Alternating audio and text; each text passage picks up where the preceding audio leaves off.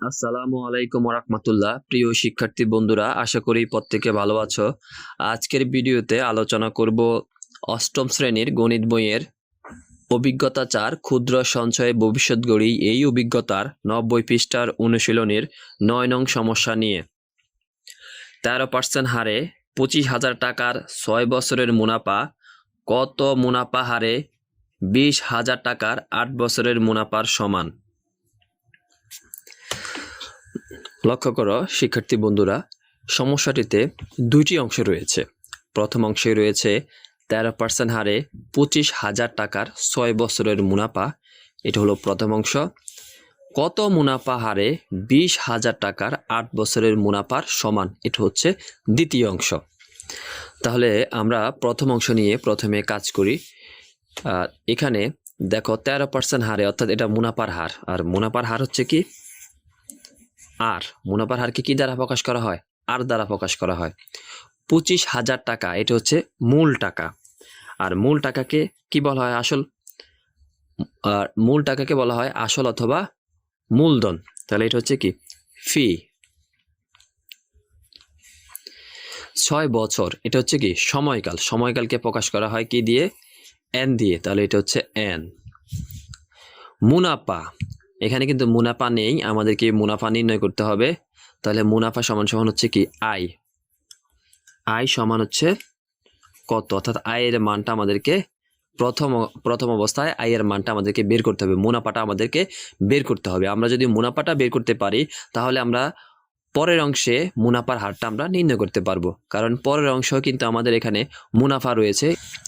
মনে করি মুনাফার হার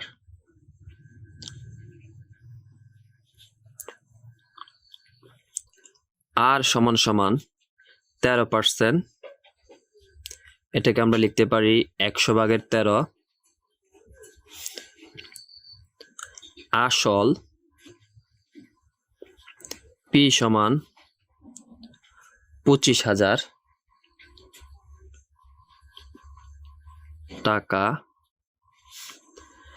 সময়কাল এন সমান সমান 6 বছর। মুনাফা আয় সমান সমান কত, অর্থাৎ আমাদেরকে প্রথম অবস্থায় মুনাফাটা নির্ণয় করতে হবে।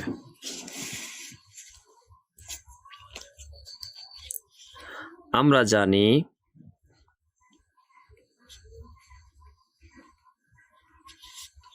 সরল মুনাফা আয় সমান ফি আর এন। ফি এর মান হচ্ছে 25,000, আর এর মান হচ্ছে 100/13,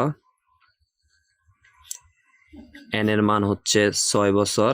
তাহলে এবার আমরা 100 দিয়ে যদি আমরা 25,000কে ভাগ করি, থাকে 250। 250, 13 আর 6 গুণ করলে হয় 19,500। অতএব মুনাফা আয় সমান সমান 19,500 টাকা। এবার আমরা দ্বিতীয় অংশের সমাধান করব। দেখো এখানে আছে কত মুনাফা হারে। তাহলে মুনাফা হার, এটাকে আমরা ধরলাম R1, যেহেতু আমরা আগে মুনাফা হার আর ধরেছি, তাহলে এটাকে আমরা ধরবো R1, আর এটা দেওয়া নেই। এই R1টা আমাদেরকে নির্ণয় করতে হবে। 20,000 টাকা এটা হচ্ছে কি মূল টাকা, তাহলে এটা হচ্ছে ফি 1, আমরা এটাকে ফি 1 ধরি। 8 বছর এটা হচ্ছে সময়কাল, এটাকে আমরা N1 ধরি। যেহেতু আমরা প্রথমে সময়কালকে N ধরেছি, মূলধনকে ফি ধরেছি, তাহলে এখানে আমরা মূলধনকে ফি 1 ধরবো, সময়কে N1 ধরবো। মুনাফার সমান, এই মুনাফা বলতে আমরা যে মুনাফা নির্ণয় করেছি 19,500, সেই মুনাফা। আবার আসল ফি 1 সমান হচ্ছে 20,000 টাকা।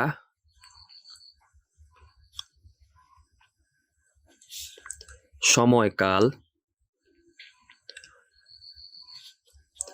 N1 সমান হচ্ছে 8 বছর, মুনাফা আয় সমান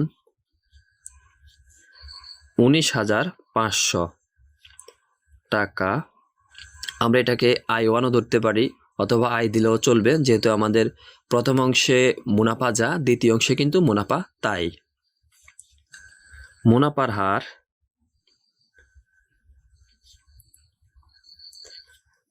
R1 সমান হচ্ছে কত? আমাদেরকে মুনাফার হারটা নির্ণয় করতে হবে। আমরা জানি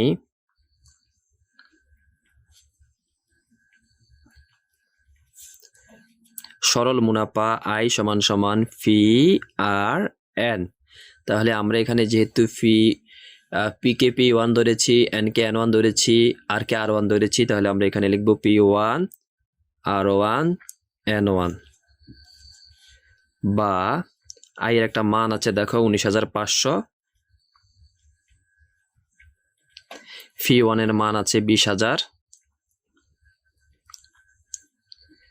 R1 এর মান নেই, N1 এর মান আছে 8 বছর বা 19,500 ইকুয়াল 8 দুগুণে 16,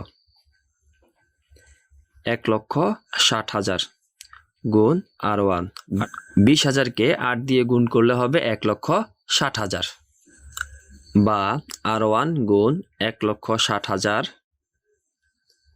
ইকুয়াল হচ্ছে 19,500 বা R1 সমান উপরে আছে 19,500, এটা নিচে চলে যাবে যেহেতু এটা R1 এর সাথে গুণাকার আছে, তাহলে এখানে লিখব আমরা 1,60,000 ইকুয়াল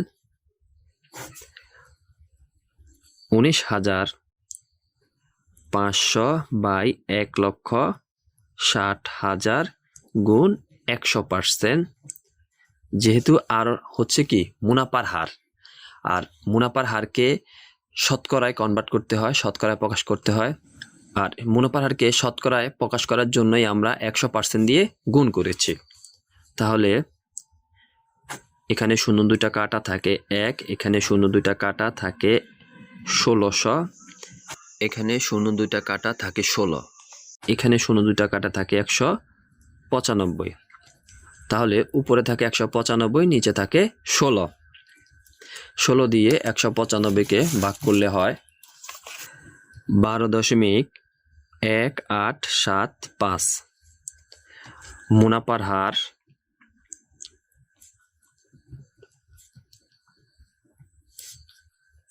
,1875%।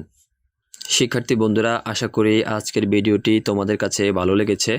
তোমাদের প্রত্যেকের সুস্বাস্থ্য এবং দীর্ঘায়ু কামনা করে বিদায় নিচ্ছি। আসসালামু আলাইকুম ওয়া রাহমাতুল্লাহ।